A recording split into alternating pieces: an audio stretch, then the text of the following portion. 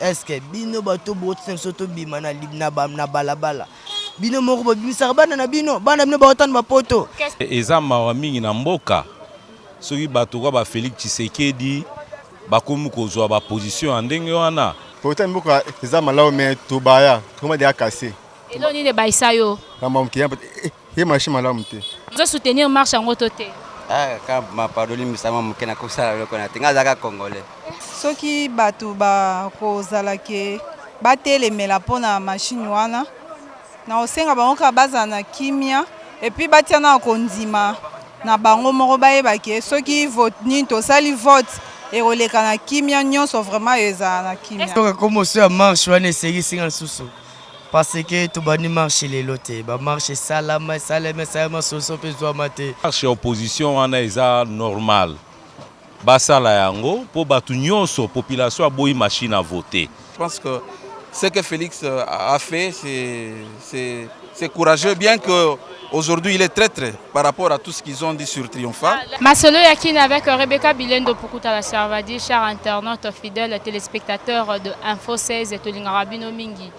Yango tozwaka temps na biso ya kokita sur terrain et puis kobetela bino bamasolo ya makambozo leka na Kinshasa wa lelo toza mardi le 23 octobre 2018 toyebi bongo na oyo ezali calendrier ya bamakambo oyo ozoleka na mboka na biso opposition elansaki déjà message na oyo ezali baopposant nyonso na bandeko nyonso que journée à vendredi le 26 aza koorganiser marche ya monene na ville ya Kinshasa pour combattre la machine à voter et opposition lobby ya kokende na élection na machine à voter te tolingaki pe tozwa ezali ba vie ya population bandeko oyo balekaka ba congolais oyo bazalaka mingi na terrain oyo basalaka mingi ba affaire personnelle na bango na ba oyo pe tokokuta peut-être na nzela na biso tomeka mpe questionner bango kaka opposition wana tomoni déjà l'IDPS s'est retiré na oyo ezali marche wana en disant que avec Félix Tshisekedi sans machine à voter ou avec machine à voter yé a lobby que akoleka na ye na ba élection akosala na ye yé akopostuler pour majorité soit raison te que baboya ki machine à voter yango élection ezate bon toko pusana tozwa bandeko na biso awa tomeka un peu ko tuna bango papa bonjour. Oui bonjour maman. Voilà, n'est-ce pas que aux Congolais, to kucho na millions wa musalo ko excuser biso. To linga kito tu na mutuna par rapport ya ozali marche oyo bande ko opposition baza ko organiser na jour ya vendredi. Bon marche wana depuis bandanga pina sangote et qu'on pété. Pour on va kindi, va ka pour bundara mboka kaka. Est-ce que vous êtes convaincu que ba élection auto le ki sa yango na machine à voter? Bon, n'habite et dépend la batamu kilira. En fait, batamokilité et tous les autres dépendre na oezali ba vie peut-être ya ba congolais. Yango moni to eko luka bino wa bo pesa biso pe ba vie na bino soki boza pour ou contre machine à voter. En tout cas, tout est dépend de bato au kama pays na Manzambe je crois que penza en tout cas na mingi le ba penza te. C'est seulement visa social. Chose à bien en mboka. Est-ce que intéressé à peine la politique en mboka na biso? Étant que coopérant, mouto, peut être tangi, mais on se retrouve dans la bamambuneti, côté quand balabala et tout. Est-ce que politique en Boka Nabiso est intéressant à Kayope? Pourtant, Boka, les amalaos, mais tout baya, comment dire cassé. Et l'on est de Baïsayo. La maman qui a marché malamu te. Maramozo marché malamu te. Si quoi pour ma camoué marché malamu na Boka Nabiso, yo Congolais penza de 100 au Sengani. Ah, maman penza. Ils dépendent en Zambie à ça miracle pas bateau kilika pour commettre marché malam. Je crois que aucune idée trop parler mais jusqu'à maintenant il pas encore commencé. Tu vois bon gars. OK, ndeko lobi ko lobebele marambo sala marango ka ya malonga te nzambe ka ande asala o eza volonté na ye. Bon, pona ba o ezali marche ndeko lobi awa etali kaka bateau bako marcher parce que yé penza s'intéresse à la marche parce que rien de spécial, rien ne change. C'est ça vraiment on a invité na cause papa bonjour. Bonjour. Tolingi to tuna mutuna par rapport ya oezali marche au bande composition bazo organiser mokolo ya vendredi. Pona yo congolais, ozo soutenir marche en ototé. Ka ma parole misama mukena kosala loko na tinga zaka congolais. Papa bonjour. Bonjour maman Langa. Papa Nangai, opposition organisée marche moko awa vendredi pour batu nyonso baboya machine à voter. Est-ce que vous êtes d'accord na bango? Bon bango baza bakonza likolo bango ni mutu bakoyiba mabebo malamu ndi bango bazu ba décision donc eza ya bango ndi bamoni keza bien te. Ok. Mais yo pe oza congolais, ozo soutenir est-ce que ozo soutenir ba élection penza ya 2018? Oui, naza congolais vraiment ya katikati vraiment ya kolongola te obakisa te. Ya mobimba, ya katikati te ya mobimba. Ya mobimba vraiment, ya ndambu te ya mobimba vraiment. Be makambo ngo ndi etambula to mona kandi baolo baloba mais eza kandi bango ndi bazu ba position na bango. Ok, mais quand même politique amboka na biso s'intéresse à nango. Bon, nga naza coopérance sur la makamba politique wana ekozongisa nga mambesi mataka na bana baotanga bato ba école ba classe. De so makambo. Faut futa mineva ya ko manger ba transport na ulufuna lukela bango. Si on dit que nous avons la position qu'on a, ma caméra parlé beaucoup de fois, n'a pas faibli. Et on a qu'il faut na ma caméra. Elo nini o reproche kana o ezali mboka na biso ma caméra nini o mona na mboka biso e marche kate. O za na besoin un jour de marcher pour bano pe avenir na bango za meilleur. Bon, je vais dire que pour nga penza na Congo ma caméra c'est marché normalité. Nyo c'est bien té.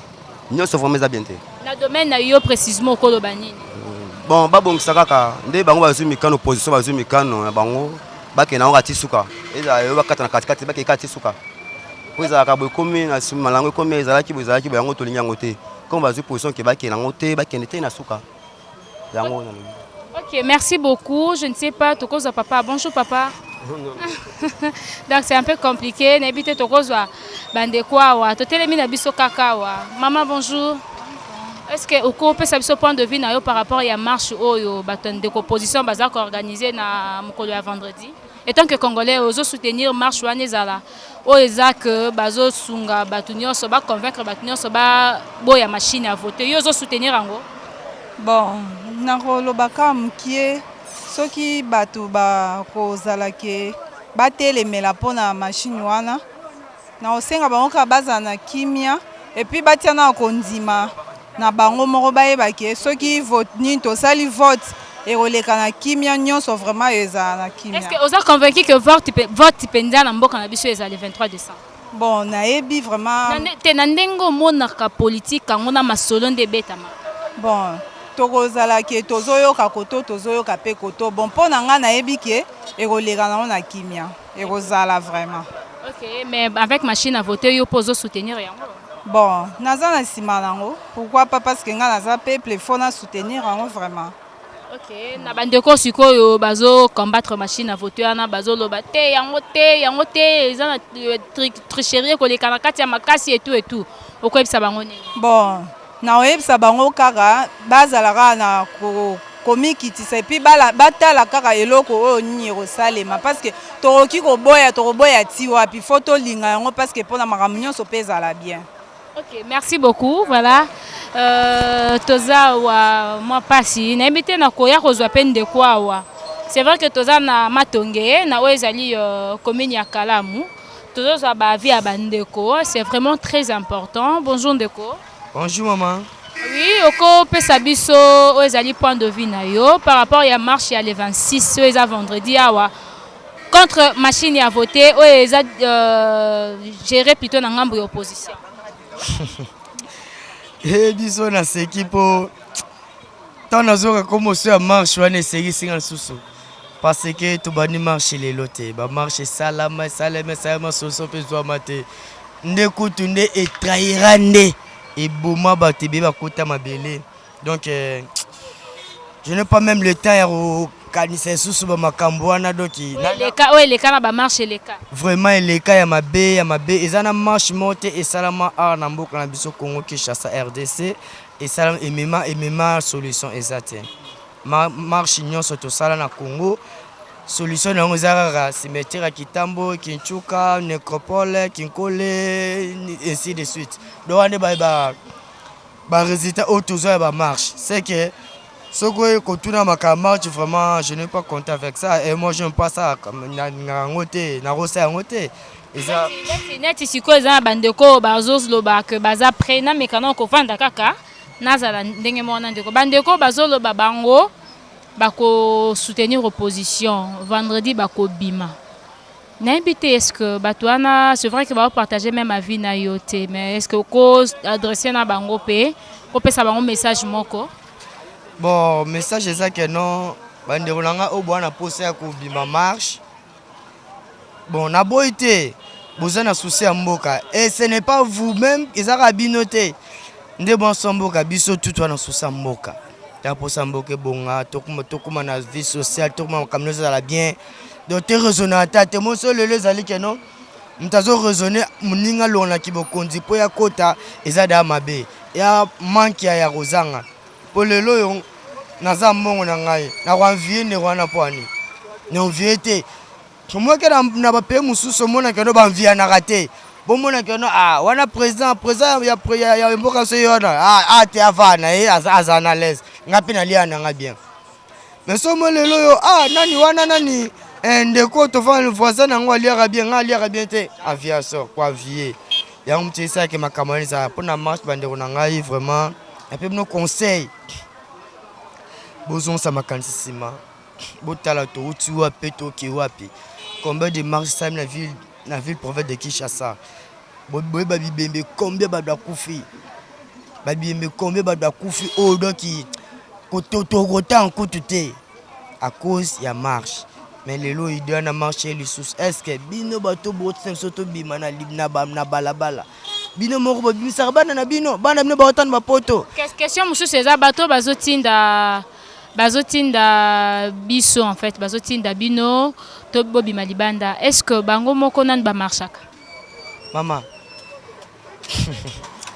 Est-ce que Moutambongo de Jomone na balabala azo ke lukali panangu balia tayo kinza do mona atina kama msalati kwe na futa kai ma kesu mablo na la no kinzala ma ba patwa mandeni biso abolole na bango to bimela ka bango neti na ngambo opposition bango moko déjà babandi da ko kabwana et place esika balobaki ke bazala ini pona ba élection mais to moni bo kabwani Félix Tshisekedi déjà se retirer na ye na ba marche oyo na bandeko nyonso IDPS balobi bango bakokena bango élection avec ou sans machine à voter na ebite yo kopesa conseil nini na ba comportement ya bongo penza nesika bazo assurer congolais na ezali décision moko ya bosangisi mais bango moko bakokabona déjà ba français balobi l'union fait la force tant bwana likalisi bo se lora malin fo bo sangana so do moni batu baza pe ba se lora malin mais baza na bolingote c'est que bazo sala on intérêt déjà intérêt propre ya bango pour so bazana na bolingo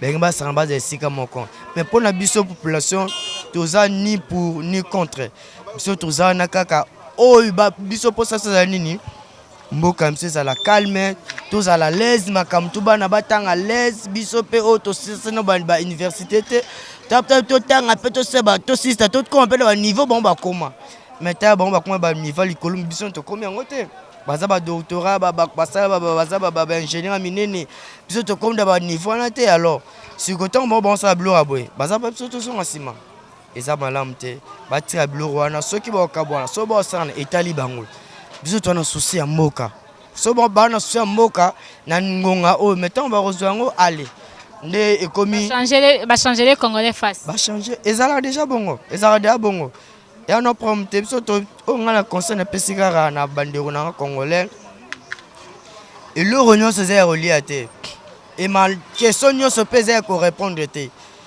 appel nyonso pe eza rondima présenter ba bengo po beti pe kara et oyoki keza nango yondo ba bengo me bete pe mono kara pour na nini so ke funa mtu na l'état OK funa mtu na justice ba elo so tinda nini convocation oui, bafuni ngane funa gesa mo beto pe kara premier congrès beti kara deuxième beti kara troisième yemo l'état ayeko atine lorsque mandat da mene de mandat rebe ko kozo siko ozomona ndoke ko se défendre siko alors yo siko biso siko to na pasi mais ba benga biso kana pasa mais mo kasa benga ko za mo kepe mbala mo oke kufa voilà beaucoup de gens Bakoufi pour na makamboana.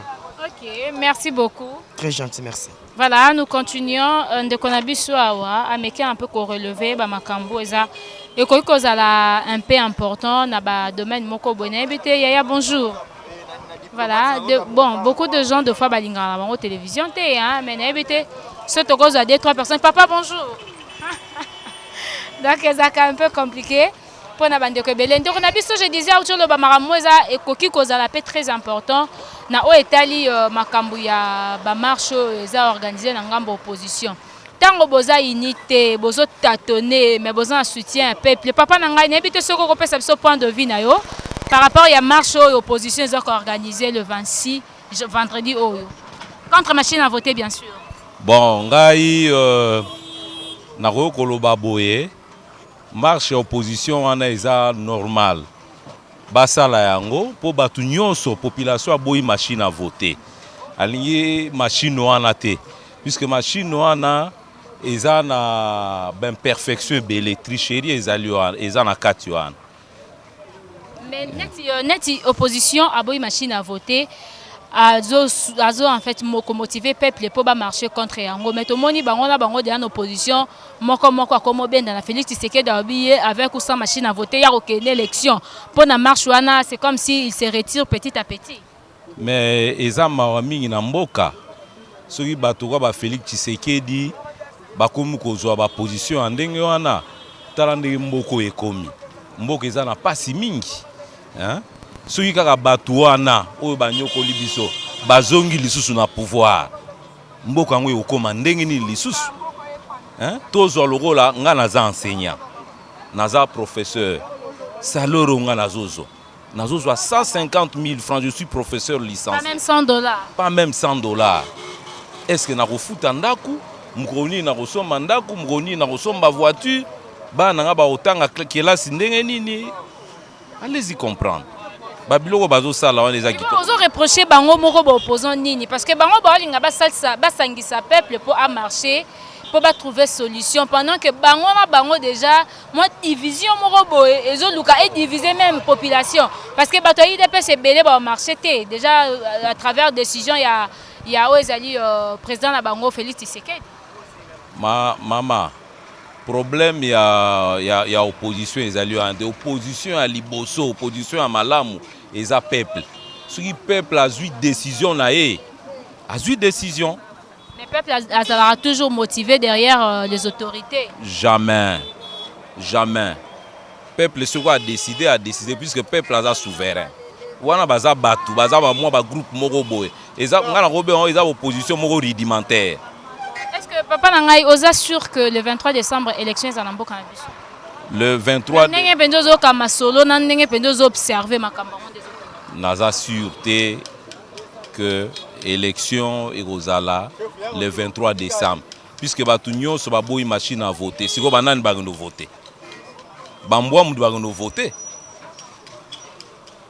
Puisque la population soit boui machine à voter. Si vous avez bien fandi na e, banani si vous voter. Allez-y comprendre, to biso to boy to fandi, si vous avez voter le 23. Ok, merci beaucoup papa, bonne journée à vous. Merci, je vous en prie. Ok, voilà, nous continuons. J'ai commenté sur ce qui a été les propos de notre frère Onazwaki avant professeur Abandé Kolobana, au Italie Union et pas les politiciens. Quand vous organisez tout vos idées à un bassin de locobo, mais pendant que vous-même vous n'êtes pas à mesure au salaire, et c'est loco et décourageant Kabatou Moussou. Tout le monde a la marche union soit organisée à niveau opposition. Babi Michel Arabi sont toujours Mindouki sans vous mentir. Nous avons signalé déjà que déjà à partir de dimanche Oyo, pour l'autre à mardi. À partir de dimanche Oyo, dans le rond-point, il y avait des soldats au bâtiment na ba rond-point ngaba bâtiment sur la garde républicain bazaki na rond-point ngaba bazaki na triomphal bazaki na moi ba rond-point et belé juste pour na ko intimider population par rapport à la marche et aux organiser tout au long de la semaine. Alors niveau population à moni bongo mais il s'est dit ben et belé pe ba ko bima na ba ko mi pesa na ba la élection mais si go ceux qui binomo ba opposant ba na bolingo est-ce que vous êtes sûr que bandeko ba ko bima na ba ko sala ngwa avec amour et motivation? Là, je ne sais pas. Nous allons continuer à prendre les avis de gens. Papa, bonjour. Bonjour, papa. Bonjour. Est-ce que vous pouvez savoir ce point de vue par rapport à la marche organisée le 26 à Wanangam opposition pour combattre plutôt la machine à voter? C'est en toute liberté, non? En toute liberté et puis en respectant les institutions. ils ont droit à pouvoir marcher, il n'y a pas de problème. Mais ils ont droit là, ce sont des opposants, je ne sais pas, est-ce que vous aussi vous faites partie de l'opposition ou vous faites partie de peuples qui cherchent un bon développement de ces pays? Ce n'est pas en ce lieu-ci où je vais dévoiler ce que je suis. Je pense que je suis congolais, j'ai mes ambitions, j'ai aussi mon obédience, là où je respecte, j'ai un parti où je suis. Voilà, oui. Merci beaucoup. Je profite aussi pour cette occasion de te poser une dernière question. Merci. Par rapport au comportement du président Félix Tshisekedi, oui. Nous avons vu des affiches sur les réseaux sociaux, WhatsApp, Facebook, partout, que Félix Tshisekedi dit avec ou sans machine à voter, il va aller aux élections, pendant que tous les opposants avaient une seule idéologie de réfugier la machine à voter. Je ne sais pas comment est-ce que vous pouvez expliquer le pensée ou la décision de Félix Tshisekedi. C'est une très bonne décision. La CENI, elle est indépendante. Je pense que Félix a compris que la CENI est indépendante. On doit se soumettre ou on doit adhérer à tout ce que la CENI est en train de faire. Dans tous les pays au monde, c'est comme ça se passe. On ne donne pas les injonctions à la CENI. C'est la CENI qui organise les choses. Je suis d'avis avec ce que l'IDPS vient de faire. Allons aux élections avec la machine à voter qu'on nous a présentée, c'est tout. Pourquoi refuser ce qui est déjà à Kinshasa, ce qui est déjà partout dans des différentes provinces? Moi, je pense que ce que Félix a fait, c'est courageux, bien qu'aujourd'hui, il est traître par rapport à tout ce qu'ils ont dit sur Triomphal. Là, au moins, vous savez que les gens lui traitent déjà d'un traître. J'ai entendu ça, on les traite, parce qu'il paraît que celui qui avait dit que Moutaro trahir Azate, mais lui-même vient de le faire, apparemment le premier, ce qui est, voilà, je ne sais pas. Je ne sais pas. Merci beaucoup. Voilà. Donc, c'est déjà très important par rapport au message de nos, c'est pas moi invité, non, mais les participants de cette émission. Un peu le Bela Oezali point de vue na bango. Il y a des gens qui ont soutenu Félix Tshisekedi par rapport à sa décision. Ils ont dit que ouais, c'est une très bonne décision par rapport, il y a raison la bango pousser, mais il y a certaines aussi on peut lobby que ça décision malamouté pour abîmer traite et la question que allié mbongo il y a gouvernement pour kakaba que la machine à voter. Bon, nous on ne sait rien dire, on ne sait rien commenter par rapport à sa décision, ce que ça mauvaise, que ça malamu mingi. Tolinga ki kaka neto zo ozali ba point de vue ya bandeko na biso ba mais quand peu ko ebisa biso par rapport na yango. Alors, tozo pour ça ndambu papa nanga na ebite soki okoloba. Donc, vous comprenez que les gens nous fouillent, bon, la biso ti to memi ça si to ebite. Mais au moins je pense bien avec cet élément, vous avez compris quelque chose et qui besoin na biso na mokolo alelo par rapport il y a Oezali marche il y a le 26. Tu évites ceux qui te soutenir, parce qu'on est neutre, nous, on n'est pas de l'opposition, on n'est pas de la majorité, on est carrément des journalistes, on parle de choses, oh, soit tu es sunga peuple, soit tu peux, makambo plutôt que sunga peuple, oh, eko baby ça, Oezali via peuple. Moto, nous se sentir capable, il y a qu'à défendre mboka na ye. En tout cas, Aza libre, il y a qu'à rejoindre l'opposition au Etikali, à part l'IDPS qui vient de s'écarter. Aksangana opposition au Etikali pour la marche contre machine à voter. Au pas Monique à soutenir machine à voter, c'est à lui de se manifester. Na bandenge nous sakoko se manifester. Mais bison info 16, to sengi bino toujours beau s'abonner. Hein, beau pe sarabiso pe ba point de vue na bino. De fois pe boko benga Rebecca, nga point de vue na nga la ligne na sala yango du genre émission émission live. Botelinga téléphone na pe sa point de vue nanga et kozala pe malamu mingi. Sinon pona lelo, tozala ki vraiment na besoin ya kolobela ba comportement ya miki ya makambo zo le kalambo kana biso.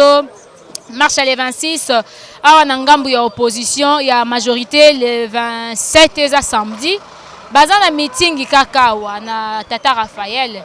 Donc toyebite ndenge nini kolekela, mais au moins tokozonga pe ka poto informer bino par rapport à l'action na bango. Et puis pour la marche, peut to kozonga pe kaka lisusu awa to kolobela bino pona ba détail mususu yo ya ba policier ba barrière ndenge zolo ba manakinya wa barrière partout ba policier ba garde républicain na ba rond-point. C'est vrai, moi-même j'avais vu des gardes depuis le dimanche bazaki zaki na ba rond-point minene, mais pour le contrôle il y a ba barrière et ça que insécurité ndé loko le kiming na mboka na biso ba komo kidnapper batu ba criminel ba komo menacer batu voir même na kati ba mituko to benga ba catch na bité ceux qui aron ko benda image oyo ba mituko l'équipe mbenanga yangwana le général Silvano Kasongo azwa ki pende mokano ya kobanda ko contrôler mutuka par mutuka mais aux sujet moko yo tokolobelango na émission na biso koya avec beaucoup de détails. Et pendant lelo na pesi merci mingi na Aaron Lubamba derrière la caméra, merci na tonton Mwinga, merci l'équipe Info 16 Mobimba.